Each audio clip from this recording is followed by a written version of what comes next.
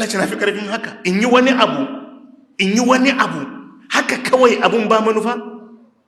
Ai ko makwabcinka ne ka je kaga ya samu saura, ya sare, ya yi sassabe, ya share, ko baka san me zai yi ba, ai ba za ka ɗauka kawai ya share a banza ba ne.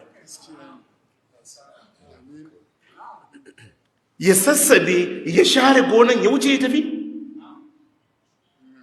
A yi maka wannan diri, ka sheki iska ka fitar, ka yi numfashi, ka yi duk abin da za ka yi, ka ɗauka wannan shedul da yake hannunka shi ne aikinka.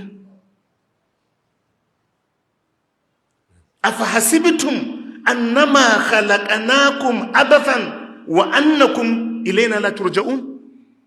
Allah ya ce yanzu kun ɗauka mun halicce ku ne kawai ba tsari, ba manufa, kara zube, babu wani abun da zai biyo baya. Allah ya ce kai na tsarkaka a ce haka nake yin abubuwa.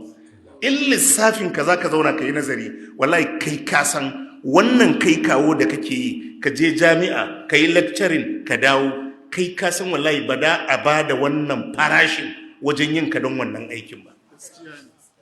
In dai za ka yi lissafi mai kyau, bai kamata a ce wannan aikin shine kake yi a duniya ba kawai. Bai kamata a ce wannan harka da yau muke yi wai ita ce manufar yinmu. Wallahi ko wani ne ya samar da wani robot din yake amfani irin wannan, to bai kamata a ce ya takaita amfaninsa akan abin da kake yi ba. Ko robot wadda ya yi robot din ba zai yi shi da irin wannan facilities da kake da su kuma a ce iya amfaninsa abin da yau kake yin nan ba.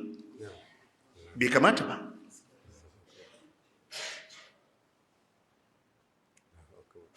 Saboda haka ya gaya wa mala'iku, ya ce musu akwai, ya san me yake yi, abin da ya gaya musu kenan. Allah da ka sa mutanen da za su zo su yi kaza a bayan ƙasa? Ya ce ni ne mafi sanin abin da ba ku sani ba. Sai gashi ya zo ya zuba. Ya kamata ka fahimci akwai wani secret behind kawo mutanen nan duniya. Bayan kuma an kawo mu sai yake gaya mana, shin kuna ji kawai kun zo ne ku yi harkallarku? Wani fa tun da ya zo duniyan nan ko sallah ba zai iya taɓa tuna ran da ya je ya koyi sallah ba. Kawai dai in ya ga mutane suna yi ne yadda suke yi, haka shi ma yake kwaikwaya yi, amma bayi da time ne ya je ya koyi yaya ake sallah. Bayi da lokaci.